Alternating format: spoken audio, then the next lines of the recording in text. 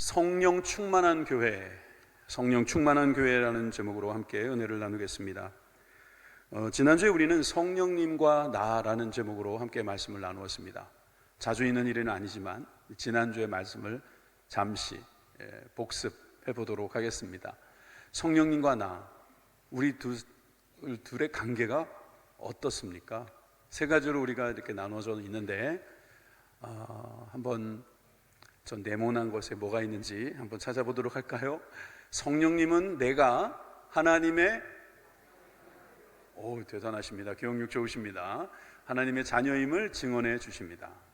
두 번째, 성령님은 나를 하나님의 자녀로 인도예요, 인정이에요?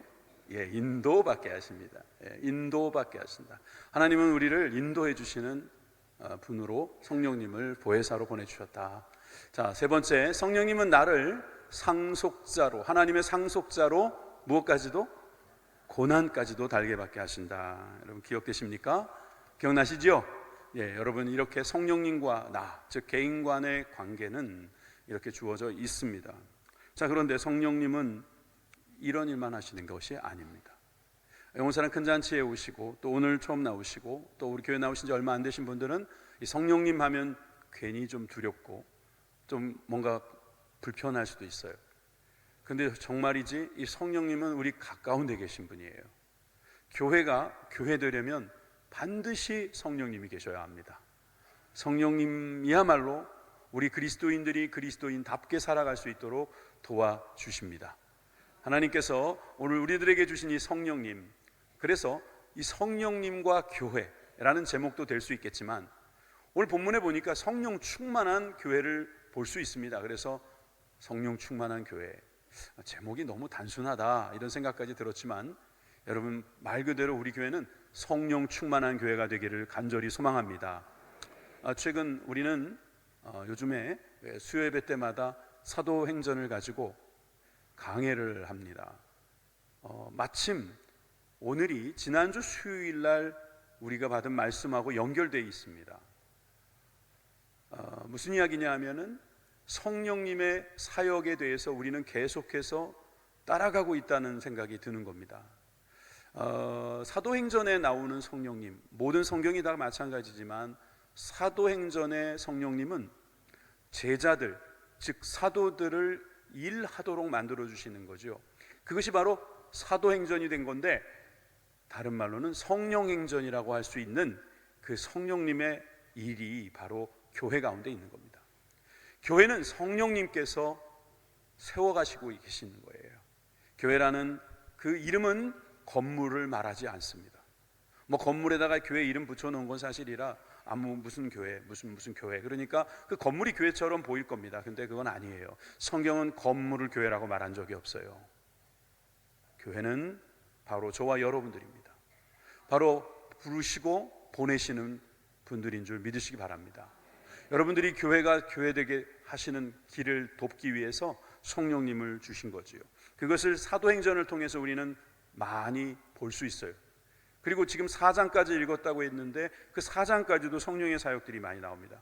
먼저 1장에 보면 예수님께서 부활하셔서 제자들과 함께 말씀을 나누시는 장면이 나오고 그 마지막 분부가 정확하게 나와 있습니다. 그리고 그 말씀 마치시고 하늘로 올라가십니다. 이 놀라운 광경을 지켜보던 제자들은 천사들에게 예루살렘에 머물라고 말하는 말씀도 듣고 그리고 가신 모습 그대로 오신다는 예고도 듣습니다. 갈릴리 출신의 제자들은 다시 고향으로 돌아가지 않고 예루살렘에 남아서 약속하신 그 성령을 기다리고 있습니다.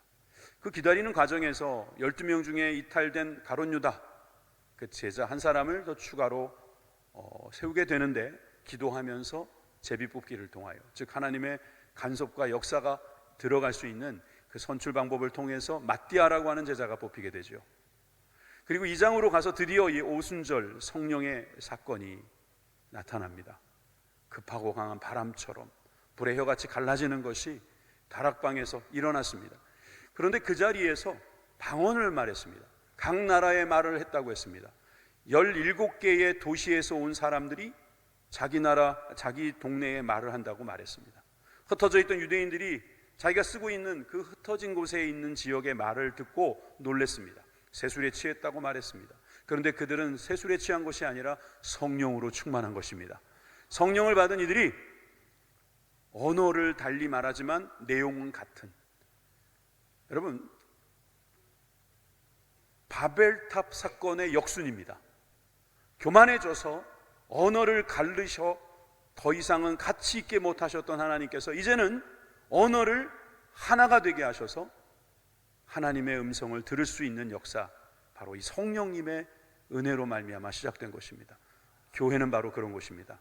물론 여전히 지금도 교회에서 말할 때는 여러 나라 말이 필요하고, 그 말을 할 때에는 통역도 필요하고, 또 여러 가지 일들이 일어날 수 있겠습니다만, 우리가 언어나 지역이나 그 어떤 것이 하나님을 만나는 데 있어서 방해가 되지 않습니다. 하나님께서는 우리를 통해서 하나 되게 하시고 한 성령 안에서 하나님을 예배하게 하시는 줄 믿으시기 바랍니다.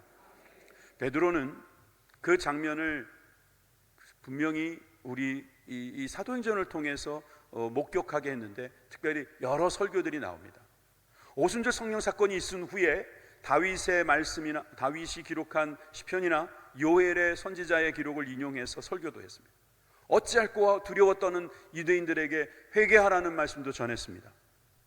그리고 수많은 사람들이 주님께 돌아오는 역사가 일어났습니다. 교회의 변화가 일어나기 시작했습니다. 그리고 사도들은 하나님께 의지하면서 기도하는 삶을 계속해서 살아가고 있었습니다.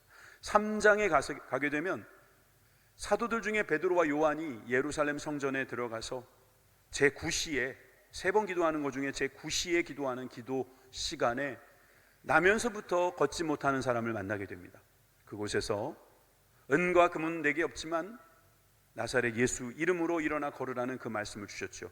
함께 보실까요? 사도행전 3장 6절의 말씀입니다. 베드로가 이르되 은과 금은 내게 없거니와 내게 있는 이것을 내게 주노니 나사렛 예수 그리스도의 이름으로 일어나 걸으라. 여러분, 우리도 은과 금은 없을 수 있어요. 그렇지만 이제 드릴 수 있는 게 있습니다. 그것은 누구에게나 있는 예수 그리스도이십니다. 성령님과 나는 하나님의 그 영을 통해서 하나님의 자녀가 되는 그 증언을 통해 우리는 알게 되었습니다. 우리는 하나님의 상속자다, 하나님의 은혜를 받은 자다, 하나님의 유업을 이어가는 사람이다. 하나님을 통해서 우리가 얻은 것, 바로 예수님의 이름입니다. 여러분, 이런 이야기를 하고 나니까 많은 사람들이 놀라고, 또 그 가운데서 기적적으로 일어난 이 장애인을 통해서 많은 사람들은 베드로의 말씀, 설교를 듣게 됩니다. 물론 그 설교는 하나님이 주신 영으로 또한 채워졌습니다. 솔로몬 행각에서 했었던 그 설교를 통해서 많은 사람들이 또 주님께 돌아오게 되지요. 그런데 그 주님께 돌아오는 사람만 있었던 것은 아니고, 그 성전의 주인인 척 행세하는 대제사장과 그 문중의 사람들은 베드로와 요한을 끌고 들어가서 공회에 세워놓고 신문하기 시작합니다. 마치 예수님께서 십자가에 못 박히시기 전날의 그 모습이 거기에서도 연출된 것이죠. 그랬을 때 그는 담대하게 이야기합니다. 너희들이 건축자의 버린 돌처럼 예수님을 버렸지만 예수님은 모퉁이 돌에 머릿돌이 되었다고 그렇게 고백하면서 이렇게 계속해서 고백했습니다. 4장 12절입니다. 다른 이로서는 구원을 받을 수 없나니 천하 사람 중에 구원을 받을 만한 다른 이름을 우리에게 주신 일이 없음이라. 여러분, 이 말씀을 믿으십니까? 구원받을 다른 이름 주시지 않고 오직 예수님만이 우리를 구원할 수 있는 유일한 길임을 우리들에게 가르쳐 주는 것입니다.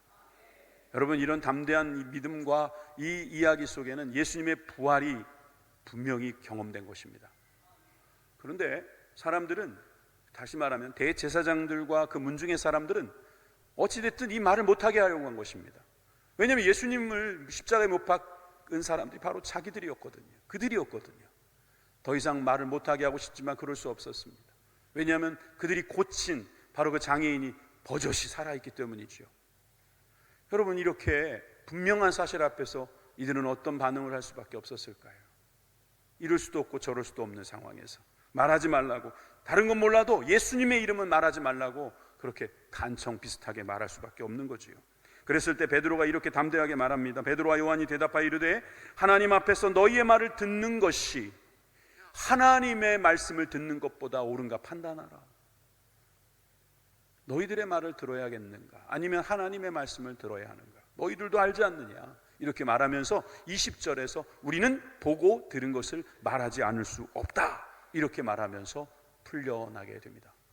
23절에 보면 사도들이 노임에 그 동료들에게 가서 제사장들과 장로들에게 장로의 말을 다 알렸다고 말합니다. 그들이 돌아간 것은 동료들이었습니다. 여러분, 교회로 돌아간 건데 그들을 동료라고 부릅니다. 여러분, 성도들의 다른 말은 동료입니다. 우리는 같은 목적과 같은 부르심을 받은 하나님의 동료이심을 믿으시기 바랍니다. 사도들이 동료라 부르는 그들에게 나아가서 했던 일, 그것이 바로 교회가 하는 일입니다. 그들이 고난 중에도 하고 있었던 일, 계속해서 하던 일을 우리는 지금도 해야 되는 줄 믿습니다. 두 가지로 나눠 살펴보죠. 첫째는 말씀으로 기도하는 교회입니다. 말씀으로 기도했습니다. 자, 이렇게 생각할 수 있습니다. 고난이 옵니다. 더 큰 고난이 찾아올 수도 있습니다. 그러면 우리 같으면, 요즘 같으면 회의합시다.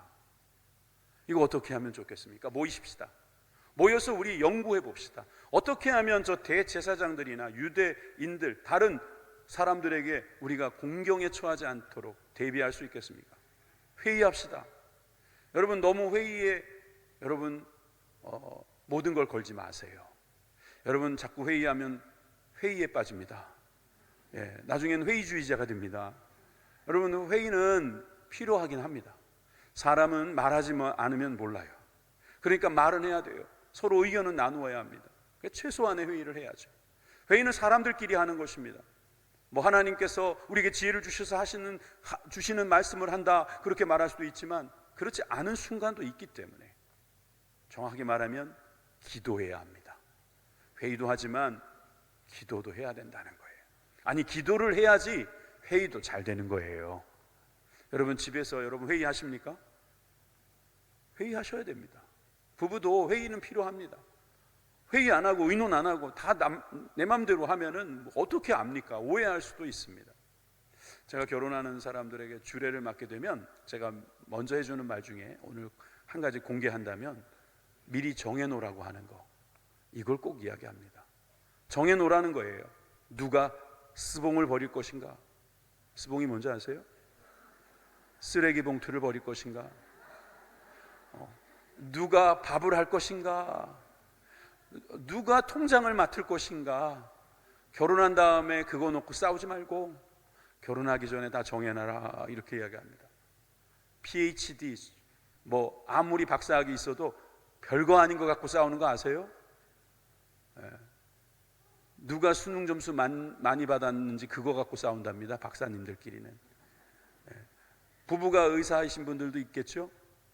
대단한 것 갖고 싸우지 않습니다. 왜 치약을 그렇게 짜냐고 싸웁니다. 정해놓으세요. 아니면 회의를 하세요. 좋습니다. 그거 필요합니다. 교회도 그런 게 있어요. 없는 건 아닙니다. 제가 회의를 하지 말자는 게 아닙니다. 오늘 예배 끝나고 저 회의 몇 개 있어요. 그런데 여러분, 회의만 하지 마세요. 기도하셔야 합니다. 기도하는 교회가 성령 충만한 교회입니다. 회의만 하고 회의로 결론을 내리지 않고, 여러분, 어떤 우리들의 모습이 필요하겠느냐는 거예요. 여러분, 회의하지 않아야 될 이유는 여러 가지 이유도 있지만 특별히 이 제자들, 사도들이 이 교회가 했던 모습에서 우리는 배울 수 있습니다. 자, 24절입니다. 4장 24절에 그들이 듣고 한 마음으로 하나님께 소리를 높여 이르되, 기도했다는 거죠. 대주제여 천지와 바다와 그 가운데 만물을 지은 이시여. 대표기도 하시는 분이 미사오구를 넣기 위하여 하나님 앞에 붙인 수식어가 아닙니다. 이것은 분명히 대주제라고 하시는 하나님을 향한 호칭이죠. 하나님이 대주제다, 이 말은 데스포테스라는 말에서 나온 말인데 절대 주권자, 제국의 주인이라는 거예요. 퀴리오스라고 하는 주님이라는 단어하고는 차원이 좀 다르죠. 왕 중의 왕이라는 것입니다. 주인 중의 주인이라는 거예요. 절대 주권자니까. 만물을 지으시니가 만물을 다스리는 것이 마땅하다라고 말하면서 주님을 끌어들이는 거죠. 아니, 끌어들인다기보다는 주님 앞으로 가는 것이죠. 그것이 기도입니다. 많은 사람들이 자기가 원하는 것을 위해서 하나님을 이용하는 사람들이 있습니다. 그것도 기도라고는 부르겠지요. 너무너무 본능적인 기도죠. 그런 기도에만 머물지 않아야 합니다. 이렇게 대주제이신 분 앞에 이 문제를 가지고 나가는 그런 모습이 있어야 합니다. 만물을 지으신 이가 만물을 다스리는 것이 마땅하오니 모든 일을 주님께 맡깁니다. 이런 기도할 수 있는 저와 여러분들이 되길 바랍니다. 이렇게 기도할 때 이들이 말씀으로 기도하는 거예요. 어떻게 말씀으로 기도하는가 봤더니 25절 이후에 있는 말씀, 이게 시편 2편 1절에서 2절에서 나온 말씀이거든요. 그냥 아예 시편으로 가서 보시죠. 어찌하여 이방 나라들이 분노하며 민족들이 헛된 일을 꾸미는가? 세상의 군왕들이 나서며 관원들이 서로 꾀하며 여호와와 그의 기름 부은 자를 대적하는가? 시편 2편입니다. 다윗이 지은 시예요. 그러면 다윗이 하나님을 찬송하기 위해서 지은 시라고 생각합니다. 맞습니다. 그런데 이 말씀은 또한 예언입니다. 여기에 제일 마지막에 나오는 기름 부음 받은 자가 다른 단어로 뭐라 그러죠? 메시아, 그리스도라고 하죠. 그리스도를 대적하는 사람들이 나타난다는 것입니다.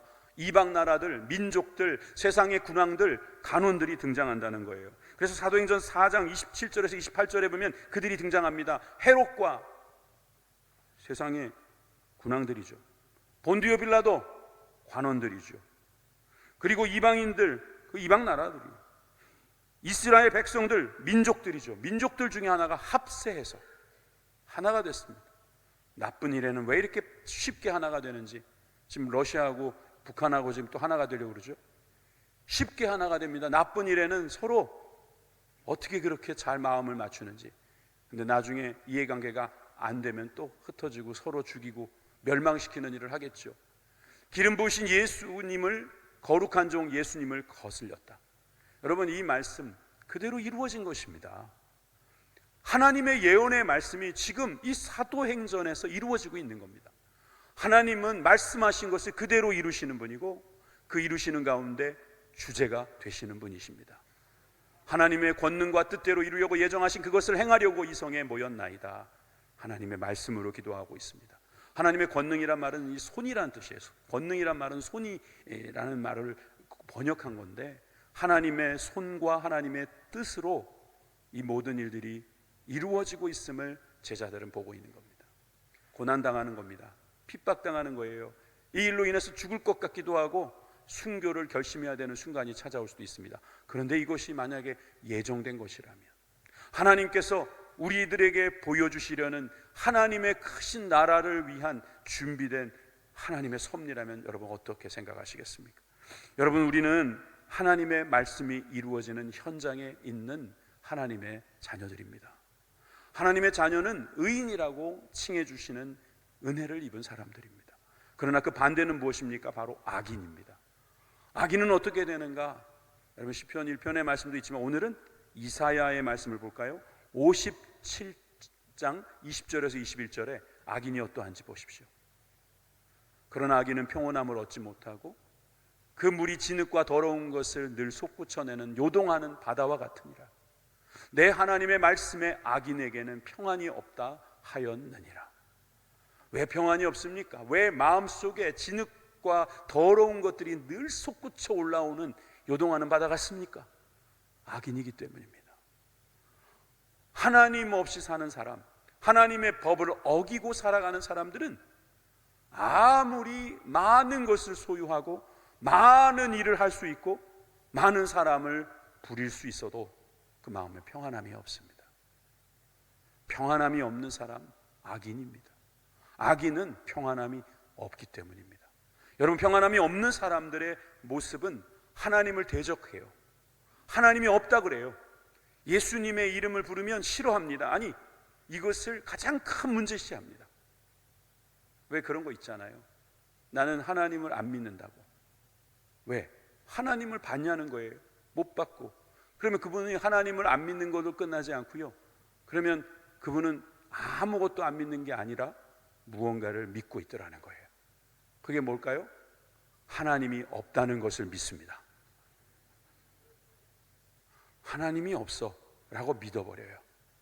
못 봤다고. 그리고 다른 것을 믿어요. 때로는 돈이 될 수 있어요. 때로는 자기 지식이 될 수 있고요. 여러분, 예수님을 안 믿는다는 것은 예수님만 안 믿는 것이 아니라 다른 것을 믿고 있다는 것입니다. 그러니 평안함이 없는 겁니다. 왜? 진리가 아닌 것에 마음을 두었으니 그 진리는 늘 변할 것이고 나의 생각대로 가지 않는 비진리는 날마다 우리를 악인 만들어 버릴 수밖에 없는 것입니다. 그래서 하나님은 예정하신 일을 이루시는 것으로 우리들에게 늘 평안의 길을 열어주십니다. 하나님은 우리들을 구원하기로 예정하셨습니다. 믿으십니까? 하나님은 우리를 구원하시기 위해서 죽으시기로 결단하신 거예요. 내가 너희들을 살리지 못하면 내가 죽겠다. 십자가에 예수님 못 박으신 거예요. 예정하신 대로 하신 것이죠. 그래서 사도 베드로는 그 설교에서, 예를 들어 오순절 설교라든지 아니면 솔로몬 행각에서 했던 설교라든지 그 모든 설교에서 하나님의 섭리와 경륜을 강조합니다. 자, 보실까요? 사도행전 2장 23절입니다. 그가 하나님께서 정하신 뜻과 미리 아신 대로 내준 바 되었거늘 너희가 법 없는 자들의 손에 빌려 못 박아 죽었으나. 또 18절에 3장 18절에 그러나 하나님이 모든 선지자의 입을 통하여 자기의 그리스도께서 고난 받으실 일을 미리 알게 하신 것을 이와 같이 이루셨느니라. 미리 정하시고 미리 알게 하셔서 그 일을 이루시는 하나님. 하나님은 우리가 뜻하는 대로 끌려다니시는 분이 아니라 미리 정하신 대로 결국은 인도하시는 참 하나님이심을 여러분 믿으시기 바랍니다. 여러분, 하나님께 기도해야 합니다. 그래서 그런 겁니다. 하나님은 대주제이시고 만물을 지으시고 다스리시는 분이심을 인정하면서 기도하는 기도예요. 그 전에 제자들은요, 누가 더 높아질까를 위해서 기도했어요. 자기가 원하는 해방을 위해서 기도했어요. 그런데 이제는 기도가 바뀐 거예요.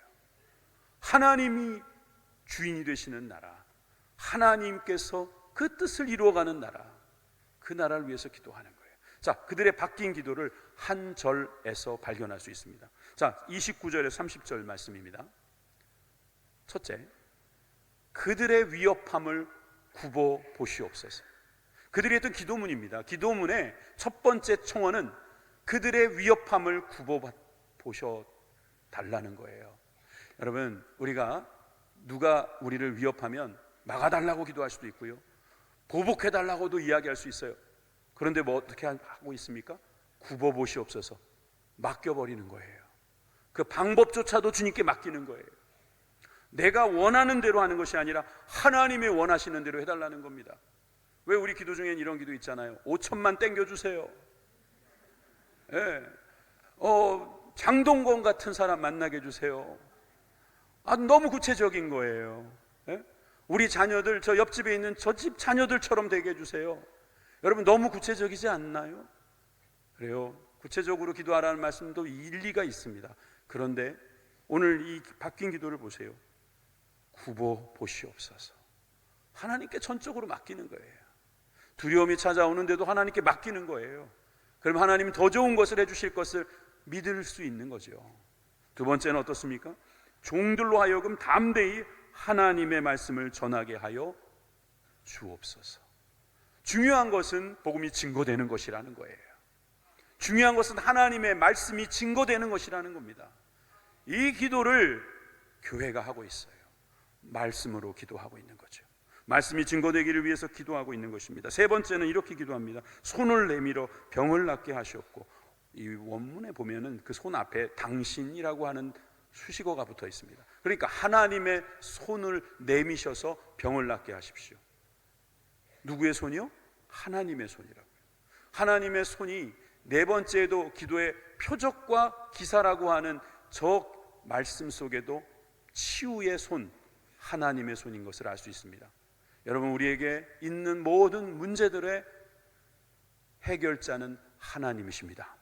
하나님의 손을 의지하는 기도를 하시길 바랍니다. 네 번째, 표적과 기사가 거룩한 종 예수의 이름으로 이루어지게 하옵소서. 오직 예수의 이름만 높임 받으시기를 원한다는 기도지요.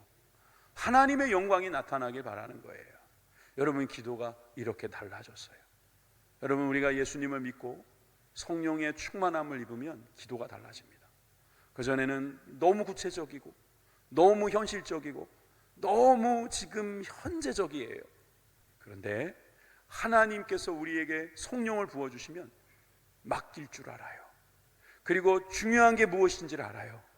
그리고 그 가운데서 하나님께서 이루시는 방법을 의지하면서 나아갈 수 있게 됩니다. 그래서 모든 것이 하나님께 영광이 되는, 하나님의 이름만이 높임 받으시는 그런 기도가 되게 하실 줄 믿습니다. 그 기도가 바로 성령 충만한 기도가 될 수 있죠.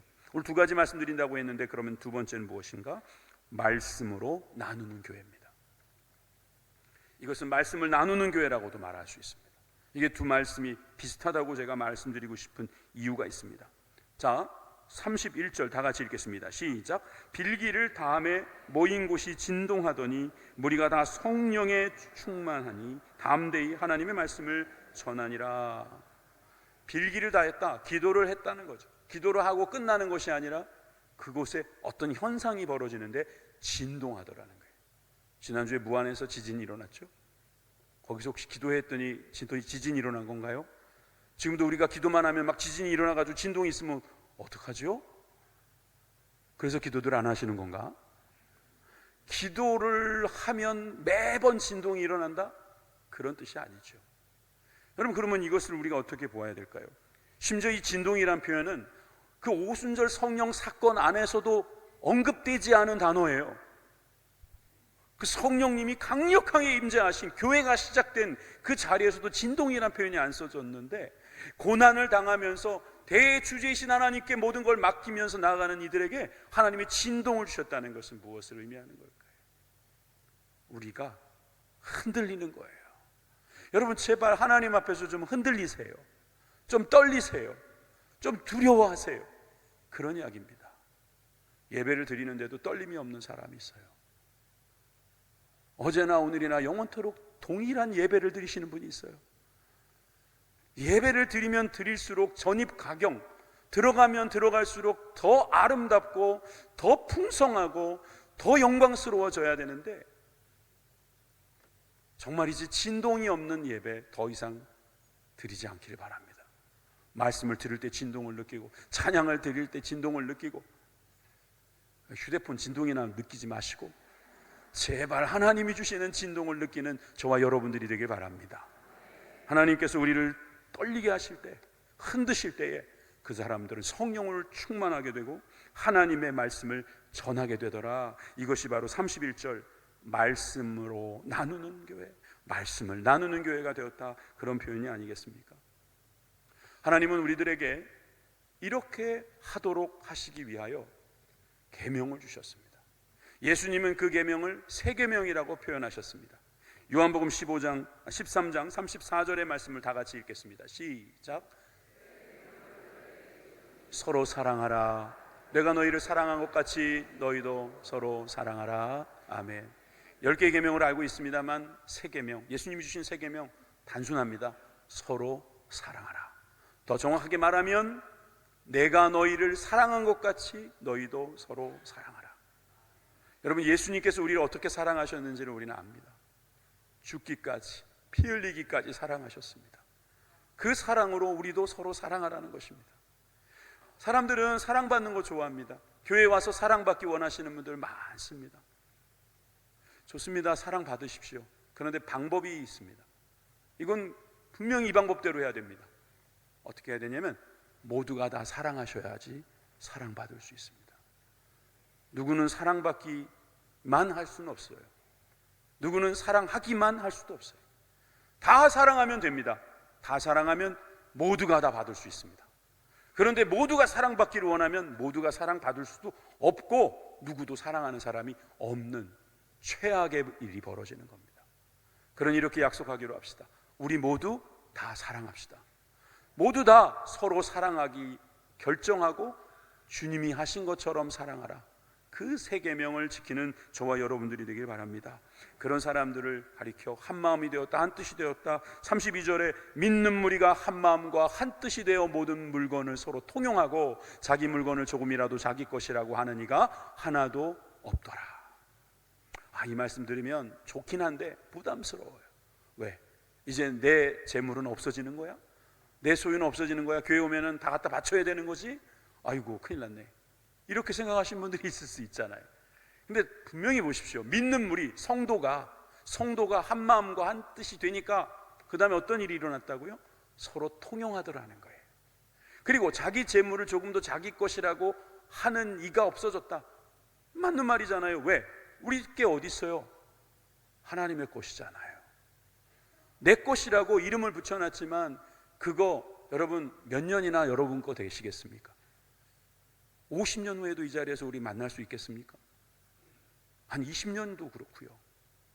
죄송합니다. 10년 후에 혹시 없으실 분도 있을지 몰라요. 여러분, 우리는 우리를 너무 과대평가합니다. 우리가 뭐 대단한 사람인 줄 알아요. 그럴 때 주님을 만나면 아, 그렇구나. 그렇게 되면 그 다음부터는 하나님께 맡기고 하나님께 의지하고 하나님께 받은 것이라고 인정하게 되는 것입니다. 여러분, 하나님은 우리에게 주십니다. 그러면 주실 때는 그냥 주시겠습니까? 책임도 주십니다. 책임을 주시면 여러분 상이 있고 벌이 있는 겁니다. 많이 주었는데 하나님께서 잘 관리하시면 상도 주시겠죠. 근데 많이 주셨는데 잘 못 관리했어요. 그럼 벌도 주십니다. 어떻게 해야 되겠습니까? 왜 하나님은 다 똑같이 안 주시고 다르게 주셨을까요? 하나님께서는 그럴 만한 이유가 분명히 있으실 거예요. 그러면 우리는 그 이유를 알기 전에 모른다 할지라도 우리는 알 수 있는 게 뭔지 아세요? 주신 대로 주님께서는 나중에 계산하실 거라는 거예요. 그러면 우리는 아무것도 안 받았으니 나는 아무것도 안 해도 된다, 그런 말이 어디 있습니까? 돈이 없다고 나는 아무것도 없다고 말하지 마십시오. 하나님은 우리에게 주신 것이 너무나 많습니다. 그것을 하나님께 드리고 이웃들과 나누시는 저와 여러분들이 되길 바랍니다. 말씀을 전하라고 했어요. 복음을 전하라고 했어요. 그랬더니 복음만 전하면 되지. 아니요. 복음을 전하는 과정에서 물건을 서로 통용하는, 하나님이 내가 가지고 있는 그 무엇보다도 중요합니다, 이런 고백을 하게 되잖아요. 근데 이 고백은 사실 하나님의 법 안에 있는 거예요. 하나님께서 우리에게 복을 주시려고 법을 만들어 주셨어요. 여러분, 법이라는 것은 질서인데 이 질서는 우리를 아름답게 만들어 줍니다. 우리를 평안하게 합니다. 제가 율법 이야기할 때마다 율법이 능력이 없음을 이야기할 때가 많습니다. 그렇습니다. 율법의 행위로서는 우리가 구원받을 수 없습니다. 그러나 율법을 주신 분이 하나님이고 하나님은 그 율법을 통해서 우리에게 복을 주시려고 했던 거예요. 율법의 원리 두 가지로 말할 수 있거든요. 그 중에 한 가지만 말씀을 드려보죠. 신명기 15장 4절 말씀입니다. 함께 읽어봅시다. 시작. 내가 만일 내 하나님 여호와의 말씀을 듣고 내가 오늘 내게 내리는 그 명령을 다 지켜 행하면 내 하나님 여호와께서 내게 기업으로 주신 땅에서 내가 반드시 복을 받으리니 너희 중에 가난한 자가 없으리라. 아멘. 율법 정신 하나, 가난한 자가 없게 하라예요. 그럼 두 번째 뭘까요? 억울한 자 없게 하라. 가난한 자 없게 하라, 억울한 자 없게 하라. 근데 여기서 가난한 자 없게 하라, 어떻게 할 수 있습니까? 하나님의 말씀을 지키는 것, 그 명령을 지키는 것, 이것을 통해서 우리가 하나님께 복을 받고 가난한 자가 없게 되는 거예요. 아, 이건 내게 아니구나, 하나님의 것이구나, 하나님께서 나에게 나누어 주라고 그 일을 맡기셨구나 라고 생각하는 사람이 그것을 하게 되면 가난한 자가 없어지는 겁니다. 지금 생산되는 모든 곡물은요, 모든 인류가 먹고도 남음이 있다고 합니다. 아프리카나 저 힘들게 사는 나라들의 그 고갈은 어느 한쪽에는 너무나 풍성하기 때문에 나누어지지 않아서 일어나는 결과예요. 태평양에다가 매년 몇만 톤의 곡물을 갖다 쏟아붓고 버리는 일들이 있다고 하잖아요. 그런데 그럼에도 불구하고 안 나눠줍니다. 안 나눠줘요. 이것이 바로 우리들이 가지고 있는 문제예요. 우리들이 가지고 있는 한계 아니겠습니까? 그런데 성경은 말씀하십니다. 가난한 자가 없게 하라. 어떻게 해야 됩니까? 성경은 이렇게 기록하고 있습니다. 33절에 35절까지의 말씀은 큰 권능으로, 사도들이 큰 권능으로 주 예수의 부활을 증언할 때 무리가 큰 은혜를 받았다. 34절에 그 중에 가난한 사람이 없으니 이는 밭과 집 있는 자는 팔아 그 판 것의 값을 가져다가 사도들의 발 앞에 두매 그들이 각 사람의 필요를 따라 나누어 줌이라. 그 교회에서 일어났던 일을 이렇게 기사로 표현하고 있잖아요. 그런데 34절에 나와 있는 내용을 가지고 소위 공산주의자들은 이렇게 말하죠. 봐라, 성경에도 나와 있지 않냐. 다 팔아 가져와라. 그래서 골고루 나누자. 그런 이야기가 아닙니다. 33절과 35절에 앞과 뒤를 다 읽어야죠. 큰 권능을 받아서 부활을 증언하게 될 때 내 것이 아니고 하나님의 것이구나라는 것을 깨달은 사람들이 큰 은혜를 받아서 나누어 주다 보니 가난한 자가 없게 된 것이고, 35절에도 보니까 각 사람에게 필요를 따라 누구 앞에 갖고 왔다고요? 사도들의 발 앞에 갖고 온 거예요. 내가 나중에 부려먹기 위해서 사람들에게 미리 돈 주는 소위 뇌물이 아닌 겁니다.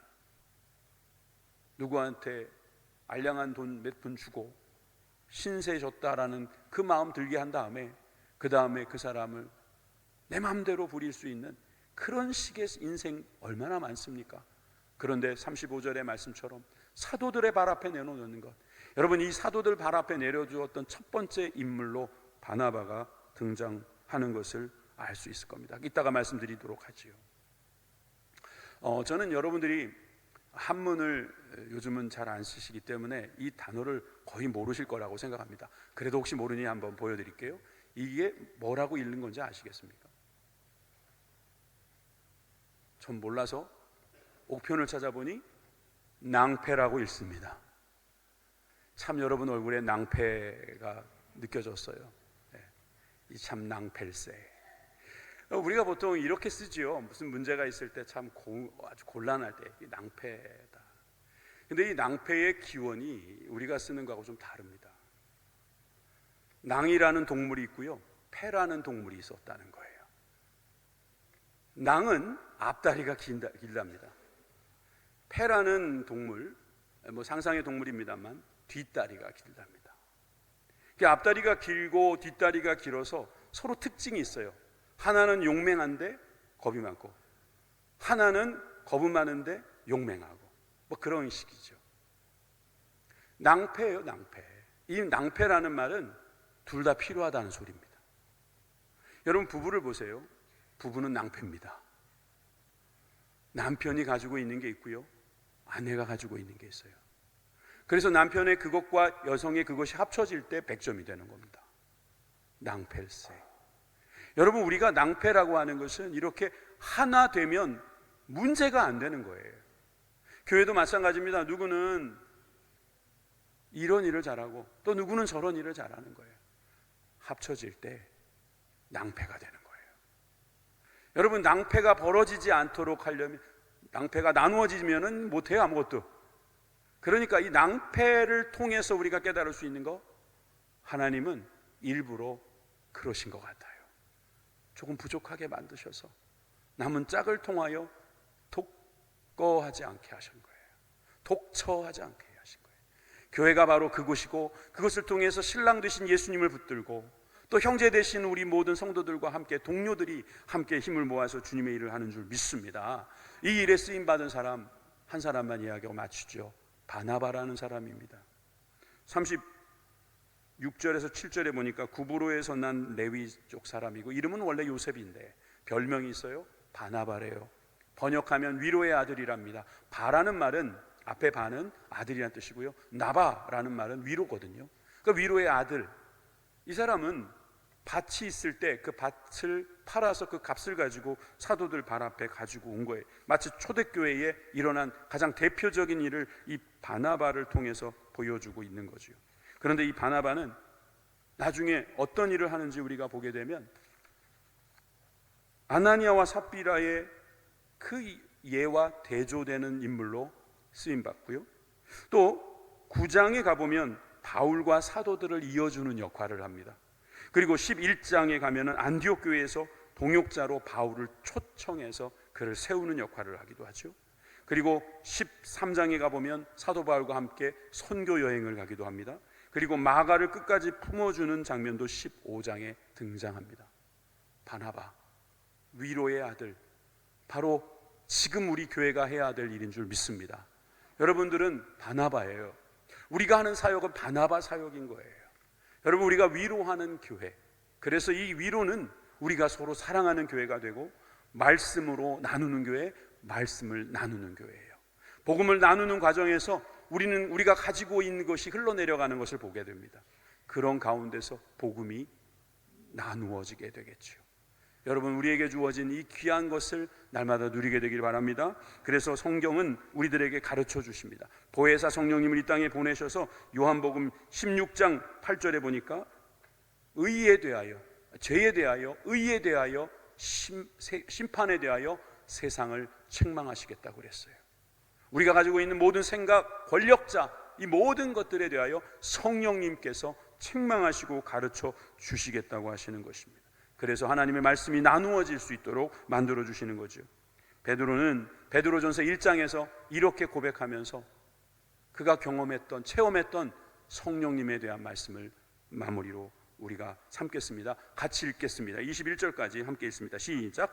너희가 알거니와 너희 조상이 물려준 헛된 행실에서 대속함을 받은 것은 은이나 금같이 없어질 것이 된 것이 아니요 오직 흠없고 점없는 어린 양 같은 그리스도의 보배로운 피로 된 것이니라.